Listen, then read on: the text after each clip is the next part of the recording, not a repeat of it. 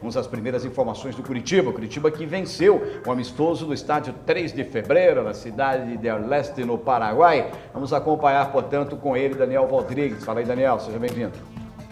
Muito bem, um forte abraço para o amigo que acompanha o Placar Transamérica. Nós estamos chegando para falar a respeito do Coritiba. O Verdão que finalizou no final de semana a sua primeira semana de preparação nesta pré-temporada em Foz do Iguaçu, visando o Campeonato Paranaense, a primeira competição que o Verdão disputa neste ano de 2018. Sob o comando do técnico Sandro Forner, a equipe Alviverde realizou no final de semana, domingo pela manhã, um jogo amistoso contra a equipe paraguaia do 3 de fevereiro.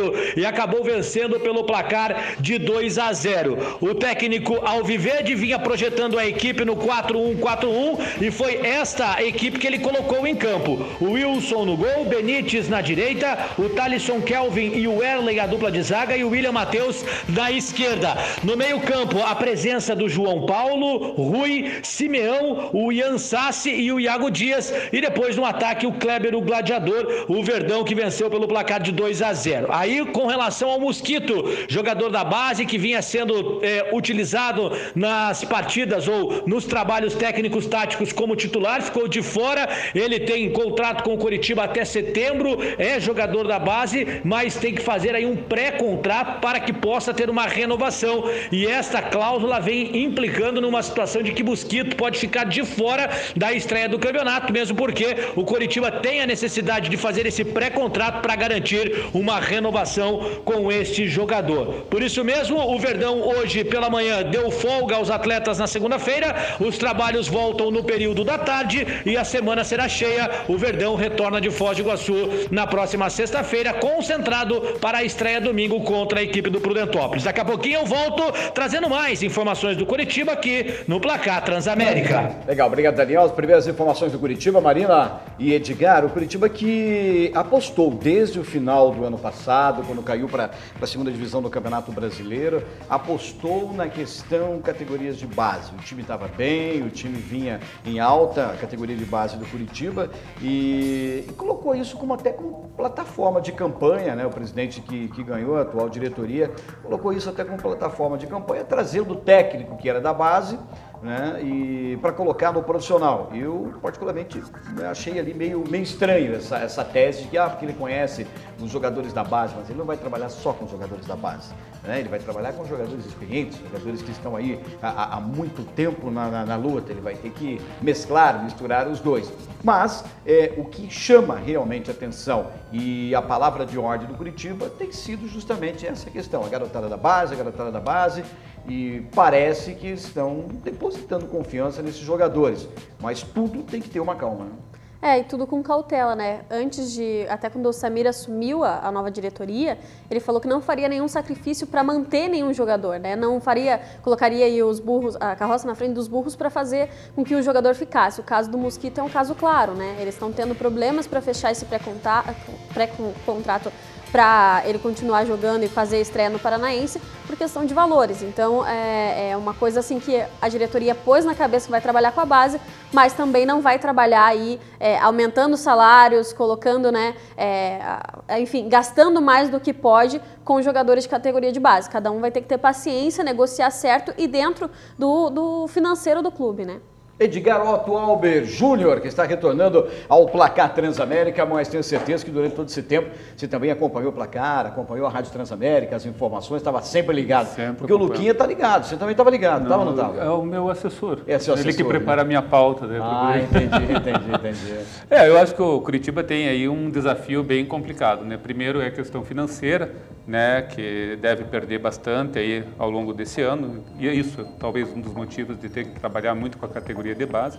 Acho importante que você salientou que a mesclagem vai ser necessária, porque a gente sabe que um time inexperiente também não consegue cumprir o papel, né, de um time tão grande quanto o Curitiba. A gente sabe que cria várias dificuldades aí ao longo do campeonato.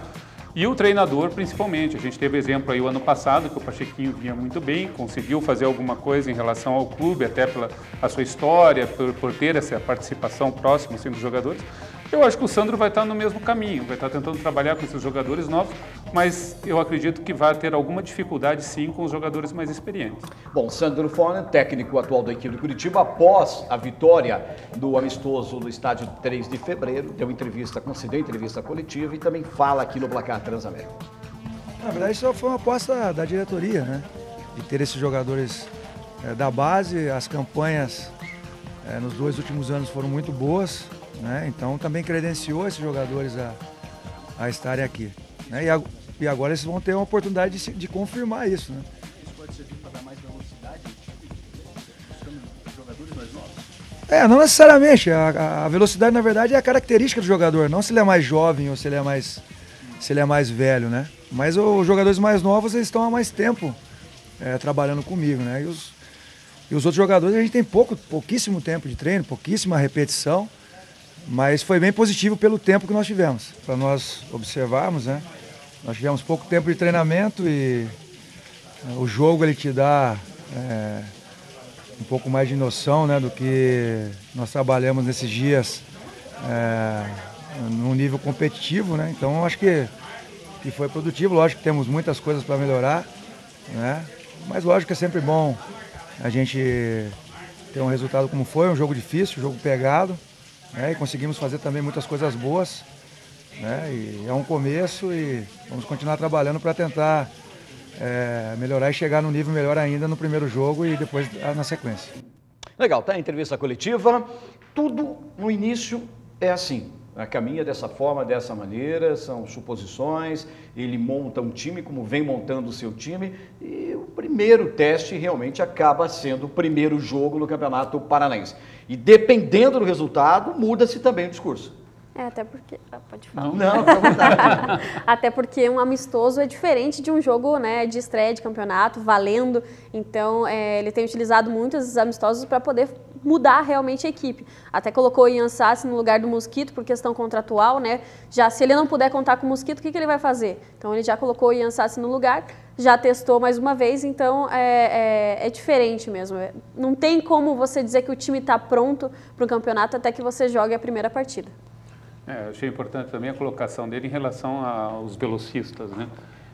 Não é o caso de ser mais novo que vai transformar o jogador mais veloz ou menos veloz. Está aí o exemplo do Cafu, que sempre foi um jogador muito rápido e mesmo com uma determinada idade, né? Apesar que, teoricamente, né, a pergunta do repórter ali, muitos esperam velocidade nas equipes, né? Teoricamente, você coloca um jogador mais novo e esse jogador tem que correr mais, Ele tem mais fôlego, mas também é aquela situação, tem a limitação também do próprio... E não correr em vão, né?